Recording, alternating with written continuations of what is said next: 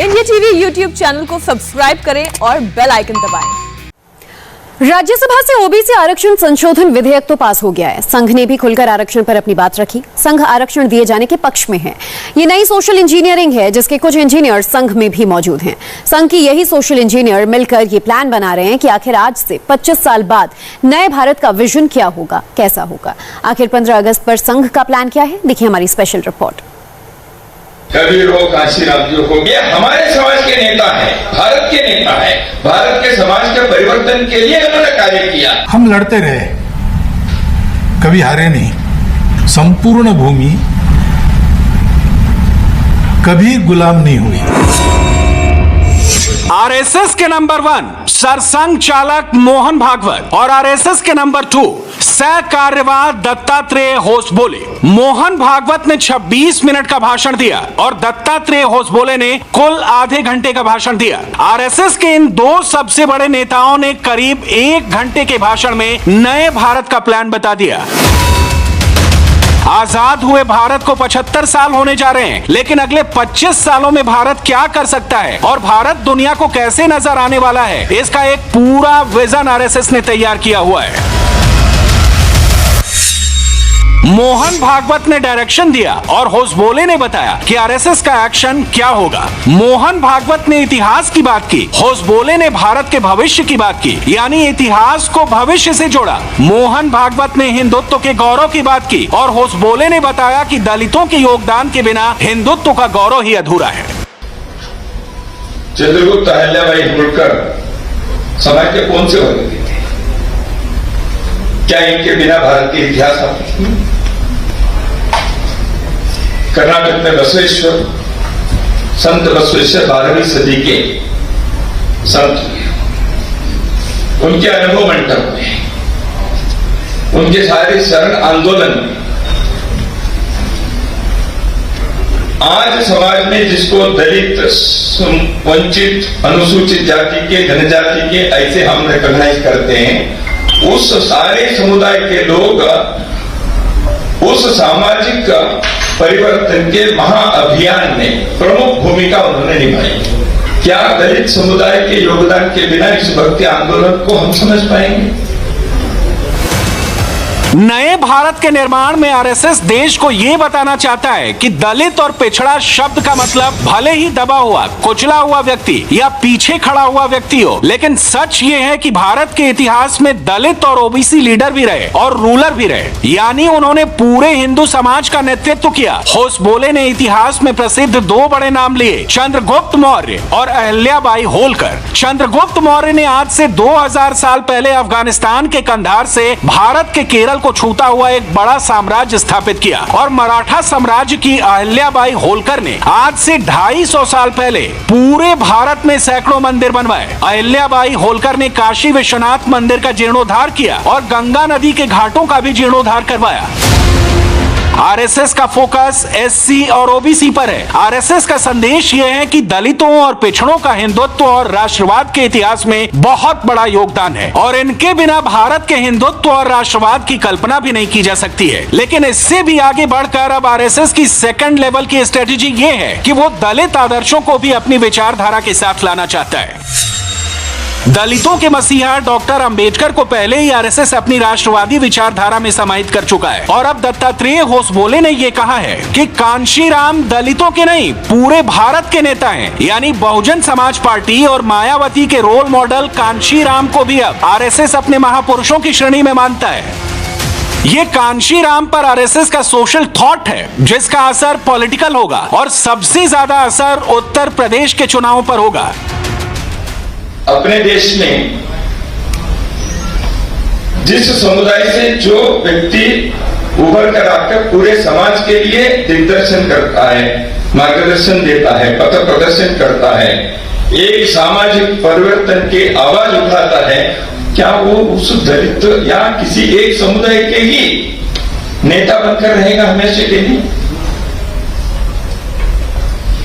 Inspiration for the Dalit community and at large, क्यों इसमें जिन जिन के बारे में इसमें आया है, लिखा गया है, अयंका जी हो, बाबू जगजीवन राम जी हो, कबीर हो, काशीराम जी हो, क्या नारायण जी हो, बाबा साहब अम्बेडकर तो है ही नहीं, उधम सिंह तो है ही नहीं।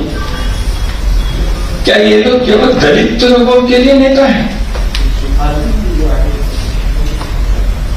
भारत के जन, भारत के समाज जब तक इनको प्राउडली, गर्व से ये हमारे समाज के नेता है, भारत के नेता है, भारत के समाज के परिवर्तन के लिए उन्होंने कार्य किया, जब तक ये हम मन से, हृदय से स्वीकार करते हुए उसका आवाज नहीं देते, तब तक भारत के परिवर्तन के आंदोलन पूरा नहीं होता। दत्तात्रेय होसबोले ने जिस किताब को लॉन्च किया उसका नाम है makers of modern Dalit history, और पूरे भाषण में उनका फोकस भी दलितों पर ही रहा। अब विपक्ष का प्लान क्या है? विपक्ष चाहता है कि आरएसएस और बीजेपी किसी भी तरह दलित और पिछड़ा विरोधी साबित किए जाएं, और इसके लिए यह कहा जाता है कि आरएसएस और बीजेपी आरक्षण को खत्म करना चाहती है। लेकिन लंबे समय के बाद पहली बार आरएसएस के एक बहुत बड़े लीडर ने आरक्षण पर अपना रुख बिल्कुल साफ कर दिया है, यानी आरएसएस ने अपने विरोधियों से आरक्षण के मुद्दे का हथियार भी छीन लिया है। I and my organization have been strong supporters of reservation for decades. In 1980, when there were anti-reservation movements on some campuses, Professor Rajkumar Bhatia is here, and many of us who come from the background of Vidyarthi Parishad, many are here in this hall. You must be remembering that we passed a resolution, not only that we organized an All India seminar in Patna about the reservation. We declared that reservation, this is historic necessity for our country for many more decades, as long as there is inequality being experienced by particular section or segment of the society, and it is their right to deny the reservation. It is not that somebody is giving them as a grace, but it is their right to say, and it is their right to declare, deny at any point of time in future. दूसरी तरफ मोहन भागवत ने देश को यह समझाया कि असल में स्वतंत्रता शब्द की परिभाषा क्या है और स्वतंत्रता का मतलब क्या है। स्वतंत्र शब्द दो शब्दों का मेल है, पहला स्व और दूसरा तंत्र। स्व का मतलब अपना और तंत्र का मतलब सिस्टम, यानी स्वतंत्र का मतलब हुआ अपना सिस्टम। मोहन भागवत का कहना है कि अपना सिस्टम लाने के लिए पहले स्व को जगाना होगा कि आखिर प्राचीन भारत का गौरव क्या था। मोहन भागवत के दिमाग में अभी भारत के मौजूदा सिस्टम का नक्शा कुछ ऐसा है।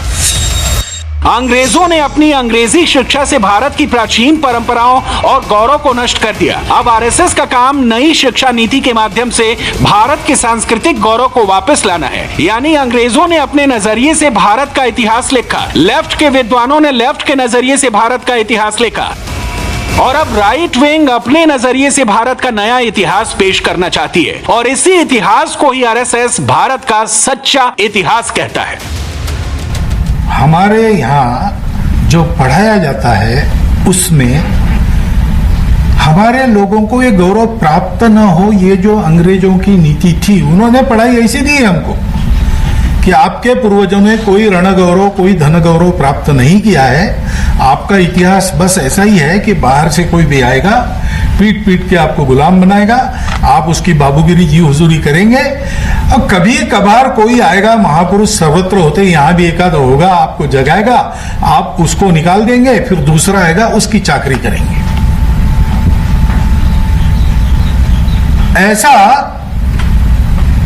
एक अपनी जीव हुजूरी करने वाला वर्ग निर्माण करने वाली शिक्षा ये हमारे यहाँ आई, और दुर्भाग्य से वो बहुत लंबे समय तक स्वतंत्रता के बाद भी शुरू हुई। अब नई शिक्षा नीति ने यह घोषित किया है कि भारतीय मूल की ओर लौटेंगे, तो अच्छा है। अपनी बात को सही साबित करने के लिए मोहन भागवत ने 3 उदाहरण दिए। पहला ब्रिटेन, दूसरा रूस और तीसरा चीन। यानी मोहन भागवत ये कहना चाहते हैं कि जब भी संकट राष्ट्र पर आता है, कोई भी देश हो, वो हमेशा अपने प्राचीन गौरव और अपने पूर्वजों के शौर्य की याद दिलाकर ही देश को संकट से निपटने के लिए तैयार करता है। द्वितीय महायुद्ध में अचानक रशिया पर जर्मनी का आक्रमण हुआ, रशिया तैयार तो था नहीं, और वहां के साम्यवादी शासन ने सारी परंपरा को वगैरह वगैरह सब नकार दिया था। तो जनता को फिर से उत्साह में लाने के लिए स्टालिन ने कौन सी कहानियां बताई अपने भाषणों में? पीटर द ग्रेट की, कैथरीन द ग्रेट की, अपना इतिहास बताया, वही सरमायादारों का इतिहास, शोषकों का इतिहास, उसके गौरव के प्रतीक वही उसने रशियन जनता के सामने रखे। इंग्लैंड में प्राइमरी स्कूल की जो सहल यानी ट्रिप्स निकलती है, स्कूल ट्रिप्स, उसमें मैंने सुना कि एक जगह ले जाते हैं, वहां एक क्लासरूम है, उस क्लासरूम को दिखाते हैं जैसे क्लासरूम रहती है वैसे है, ब्लैक बोर्ड है, कुर्सी टेबल है सामने, बेंचेस डेस्क लगे हैं, वहां उसको दिखाते हो, कहते कि ये सारे बेंच और डेस्क जिस लकड़ी से बनी है वो लकड़ी नेल्सन, एडमिरल नेल्सन ने स्पेनिश आर्माडा को जिब्राल्टर की खाड़ी में डुबा दिया था आर्मारी लड़ाई में, वो जो जहाज डूबे उनकी जो तैरती लकड़ियां वो जमा करके उससे बनी है। स्कूल के विद्यार्थियों को अपने राष्ट्र के पराक्रम का इतिहास बताते हैं। डॉक्टर जोशी चीन में गए थे, उन्होंने अनुभव बताया, 1 लाख विद्यार्थी चीन भर के उस बड़े विशाल ऑडिटोरियम में है और अंधेरा होकर सामने का स्क्रीन इल्यूमिनेट हो जाता है और उस पर दुनिया का नक्शा और उस पर मंडराते हुए उड़ते हुए ड्रैगन, और फिर उसमें आज के चीन का नक्शा हाईलाइट हो जाता है और निवेदक कहता है कि एक जमाना था सारे दुनिया पर चीन का ड्रैगन इस प्रकार अपने पंखों की हवा से उसको और विचलित करता था, हमको फिर से ऐसा चीन खड़ा करना है। आखिर किसी को गौरव अगर देना है तो स्व गौरव के सिवाय दूसरा गौरव नहीं हो सकता। आरएसएस अपनी विचारधारा देश को समझाना चाहता है और इससे भी आगे बढ़कर आरएसएस एक नई पीढ़ी तैयार करने जा रहा है, और ये नई पीढ़ी तैयार करने के लिए अब आरएसएस का सबसे ज्यादा जोर भारत की शिक्षा व्यवस्था में बदलाव को लेकर है। यानी स्कूल और यूनिवर्सिटी से आरएसएस नया भारत बनाने की तैयारी कर रहा है।